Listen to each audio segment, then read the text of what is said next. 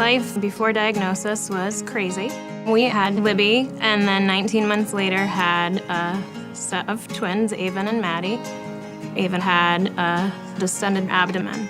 She had been throwing up, and we had been back and forth with the doctor, and they thought it was a lactose issue or a food allergy. She was eventually diagnosed with stage 3 intermediate risk neuroblastoma. Lindsay was very tired all the time. Her stomach bothered her a lot. She was very itchy. She just didn't have the energy that a normal 10-year-old does. For some reason, my legs, I was just scratching them raw, and it made summer absolutely miserable. I couldn't be outside. It made it worse. The disease they diagnosed me with was primary sclerosing cholangitis. My bile ducts were backing up into my liver. I would need a transplant. Adam started complaining about leg pain, and his stomach hurt. His legs hurt so much that I had to carry him everywhere we went. He stopped eating a lot. He stopped walking a lot. He woke up multiple times during the night just screaming and crying. This is not a virus. This is something more serious. They ordered the ultrasound and found a tumor on his adrenal gland. Adam was diagnosed with stage 4, high-risk, unfavorable neuroblastoma. There really are no words to explain what a childhood cancer diagnosis is like. I just remember thinking that it didn't really make sense to me as to why it was happening.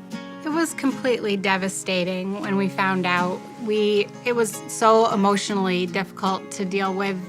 There are so many things going through your mind. What is treatment going to look like? How is she going to react to treatment? What are our other kids going to do while we're living in a hospital?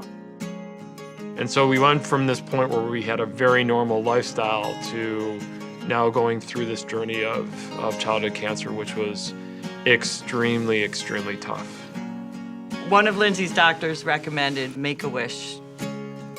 When my doctor told me about Make-A-Wish, it definitely gave us something else to think about. Psychologically, it was something that was extremely important to us. It was something that we were working toward. We feel like if we didn't have Make-A-Wish, getting through Avon's last few months of treatment would have been more difficult. And it was almost like a new chapter. It really was.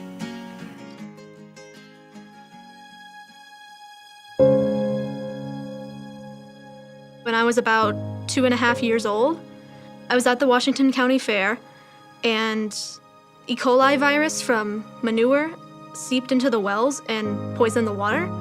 And what happened was I got really sick from that, and my kidneys eventually shut down. I was very close to death because of the incident. My mom likes to say it was a miracle that I pulled through. Yeah, it was just a stress upon my family when I was sick because they didn't think I was going to make it, to be honest.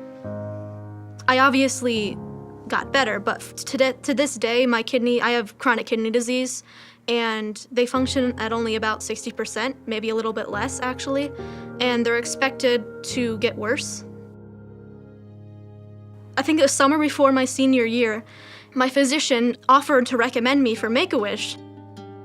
I've heard of Make-A-Wish before, but I didn't think it would happen to me because originally I didn't think I was sick enough or I didn't think I deserved it enough. My Make-A-Wish grantors, Aline and Jesse, they came to me and they reassured me and they talked how much I deserved it just as much as anyone else. And I was really surprised at that, and I agreed, obviously. And they discussed my wish with me, what I would like, what my hobbies are, my interests. I've always been a huge fan of England. I really love history, and I also am a huge geek for Doctor Who and Sherlock and all those kind of programs. And I've always wanted to go to London even before I knew I had the option of going. They noted that I was just so passionate to go there that there really could be no other option except going to London. I was probably the last person to ever find out. I found out at the gala last year. There were 2 men dressed as Buckingham Palace guards, and then my brother was escorting me down. He knew about it before I did. He was 11, so he managed to keep the secret from me for about a couple of months, actually, which was pretty impressive. So I didn't register that it was my wish for like at least embarrassingly 30 seconds or so because I was in shock. And then they brought me on the stage, and this man as a town crier announced that I would be going to England. We welcome Lady Cheyenne to the realm in celebration of her upcoming sojourn to the great city of London. It was amazing, and I was like in shock for about the whole night, to be honest with you. They treated us like stars, and that was an amazing feeling. They took us from my house in a limo. That limo was really cool, so I was excited by that. That was I was just really excited from then on, yeah. They did an amazing job in getting such a giant city down to a trip, because London is just so huge and overwhelming and amazing. We went to the Sherlock Holmes Museum, the Madame Tussauds Wax Museum, the Tower of London. We rode on the London Eye. I'm afraid of heights, by the way. So we went to the Harry Potter studios. That was really cool. We saw the set of Harry Potter. Everybody loved the trip. Everybody loved the food. Everybody loved everything. I just think that the work that my wish granters did was absolutely amazing.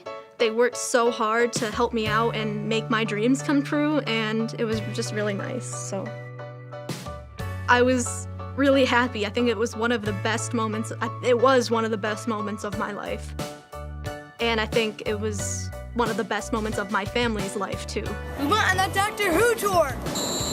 The happiness factor of just being with your family in this place that you wanted to go all your life was the most healing thing I've ever done.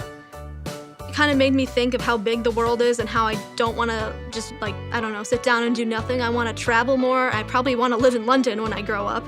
And every time probably someone brings up England or London, I'm like, I was there! The journey of the wish helps other kids too. You learn how important this organization is and how happy it makes you, so you kind of want to give that happiness back as much as you can in the future, volunteering, whatever you can possibly do to give back. The world needs a really good organization like Make-A-Wish and the people that are involved in it. It gives a lot of hope. I can never express enough gratitude for how much it changed my life. It's impossible to thank you enough for everything that you've done for our family. You gave us a chance to just get away and to be a family and to have fun and to forget about hospitals and treatment and scans.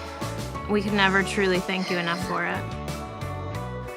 Make-A-Wish for me was amazing, period. Thank you so much for letting my sons have an amazing time together and my family to all bond together again.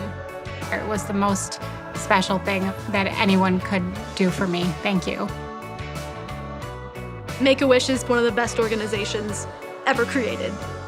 I loved that they cared. I loved that they were there, not only supporting me, but supporting other people.